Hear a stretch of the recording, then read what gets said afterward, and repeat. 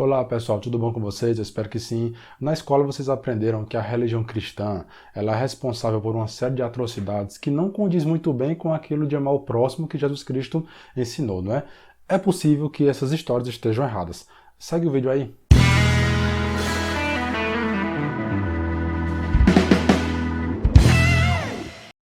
Galera, recentemente nós estamos tendo aí uma polêmica com relação a revisões históricas que vêm acontecendo, eventos que foram construídos, que já existe uma narrativa sobre eles, uma interpretação dos fatos, e eles passaram a ser revistos.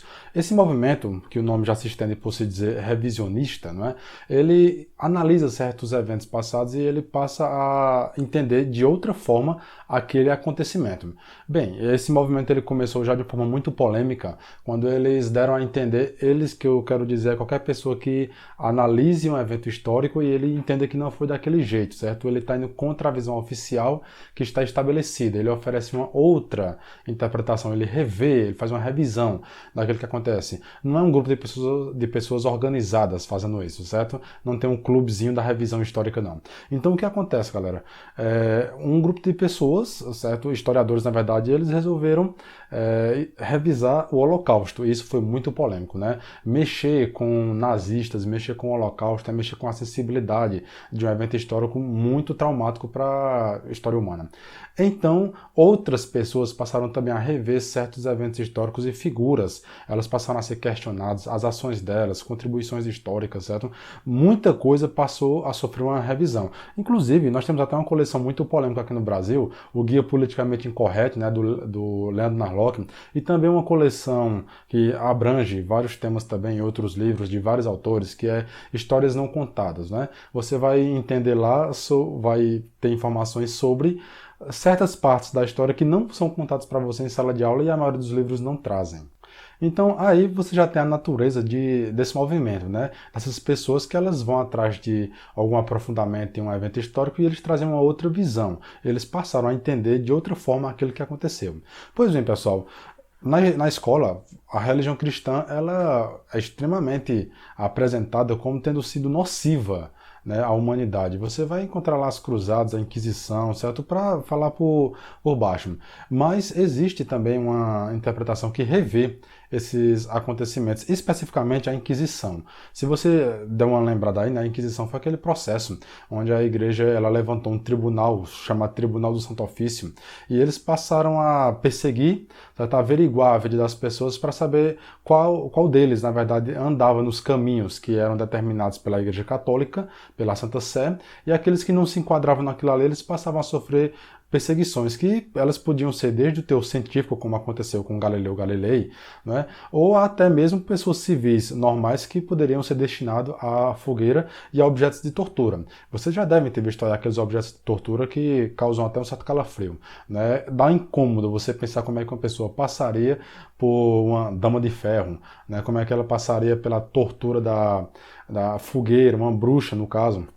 Galera, o fato, nós temos um historiador de muito peso que ele passou a rever esses acontecimentos. A Inquisição não é a única que passa também a sofrer uma revisão, não. Nós temos as cruzadas também, né? Mas, para ser bem sucinto e objetivo, o que acontece?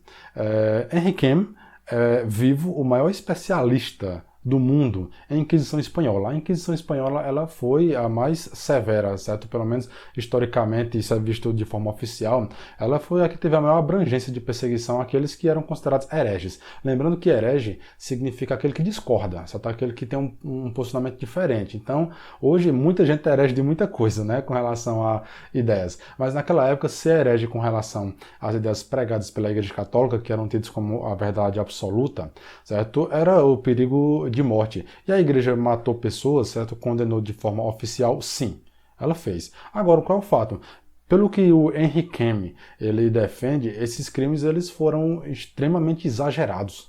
Galera, o livro do Henry Cam é esse aqui, bem, não é a capa original dele não, eu coloco a capa aqui para vocês verem. Isso aqui eu tive que passar por uma reciclagem, já que o livro estava um pouco surrado. Mas é um tratado, certo? Na verdade, é só sobre a Inquisição Espanhola. E o Henry Cam ele apresenta uma visão que, para quem é professor de história, quem é historiador, olha para aquilo ali e se vê contra a parede com relação à crença que já veio muito bem estabelecida desde o ensino fundamental médio e também na faculdade, que é de que a Inquisição foi um tribunal horrível, certo? Que ele praticamente massacrou, ele perseguiu, ele matou milhões de pessoas, né?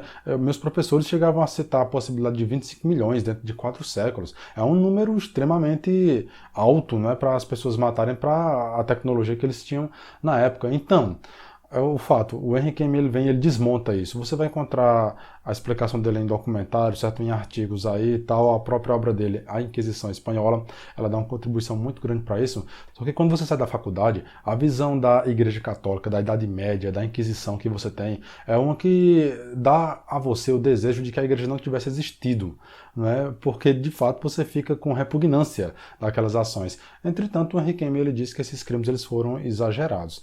E ele segue uma linha para se apresentar por isso, né? Primeiro, galera, o Henry Cavill ele disse que boa parte daquele que foi produzido sobre a Inquisição Espanhola na própria Espanha, de fato, ela foi vista pelos olhos dos ingleses, né? E vocês já vão lembrar aí que a Inglaterra e a Europa, especificamente a Espanha, eles nem sempre foram tão bons amigos, eles já se perseguiram muito. E os historiadores, escritores ingleses, eles passaram a ver com o pior que era possível o processo inquisitorial. Apresentaram ao mundo também dessa forma. Você também vai somar-se a isso o fato de que no século XIX, para o início do século XX, a academia científica, certo, toda a produção literária que havia sobre esse assunto, ela era muito hostil à religião cristã, especificamente à Igreja Católica. Então, isso eu também já tratei no vídeo sobre a Terra plana.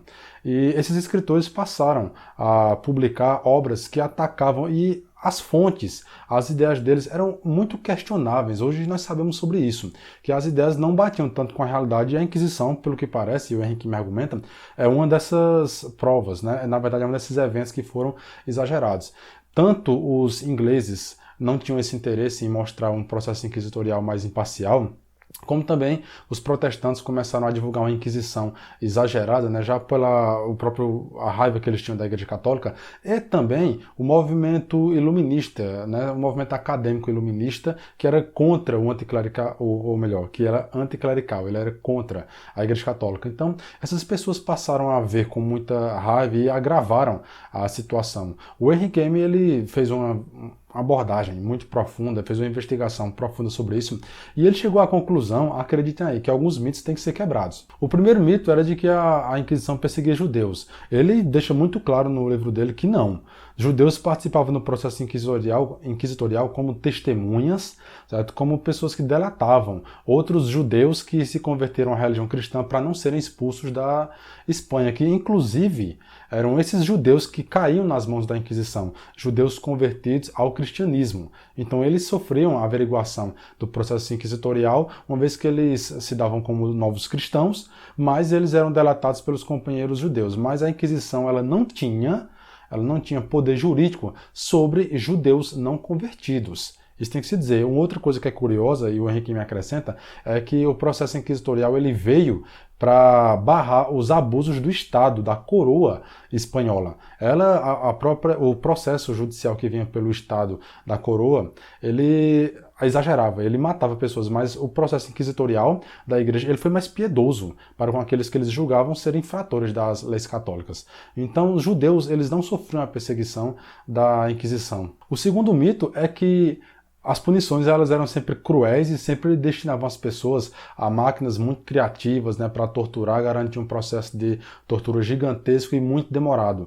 Bem, o Henry Cavill ele também dá uma linha de argumentação com documentos históricos, com testemunhos, tudo aquilo que foi relatado, e ele diz que havia sim métodos que eles extrapolavam aquilo que nós hoje conhecemos como os direitos humanos, né? Eles poderiam ir pela tortura. Entretanto, a maioria esmagadora, certo, dos casos que poderiam até mesmo ser punidos pela Inquisição, eles se resumiam a jejuns, serviços sociais ou serviços comunitários, né, e orações. Certo? Eram esse tipo de penitência que era colocado sobre infratores, e a maioria dos crimes da Inquisição, na verdade, ela era punida com isso. E o terceiro, que talvez foi o que mais me chocou quando eu vi ele falar sobre isso, é que o Henry Cavill ele tenta não dar um número certo para o que eu vou te falar aqui. Outros historiadores arriscam, né, depois dos escritos do Henry Cavill, uma vez que eles foram analisados, mas o mito de que a Inquisição matou milhões de pessoas. O Henry Cam, ele é muito categórico em dizer que o número aproximado de pessoas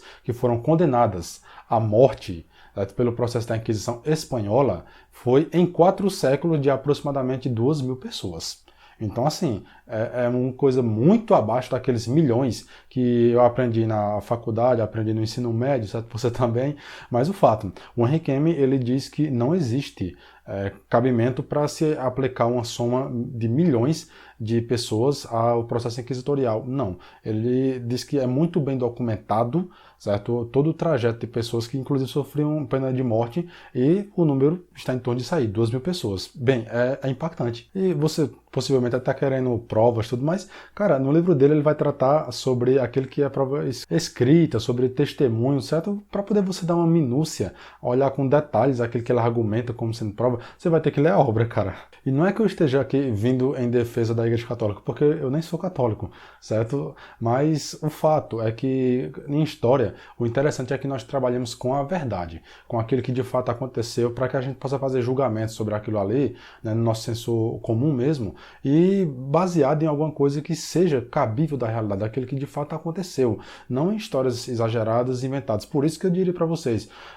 por mim, existem, se eu não me engano, na Alemanha, ela não deixa que se revise a história do Holocausto. Olha, pessoal, por mim, todo o processo histórico ele pode ser estudado, certo, sem limites. Ele pode entregar nas mãos de qualquer pessoa que queira analisar o evento lá, coloca nas mãos dele tudo a documentação, deixa ele fazer a análise dele, e aquele que for, de fato, persuasivo, aquele que ele conseguir provar, se tiver que revisar a história, que revise.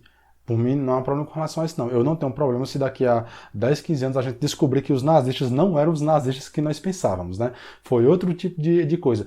O que nós queremos, de fato, é ter um passado para o qual a gente possa olhar e possa ver, não, de fato foi assim que aconteceu, é isso que a gente pode aprender, é essa a lição que dá para tirar. Mas garantir, por causa de uma narrativa, que uma mentira se estabeleça numa construção passada errônea, né, isso foge da realidade e não é interessante para a saúde de um julgamento que pode nos ensinar. A história ensina muita coisa, né?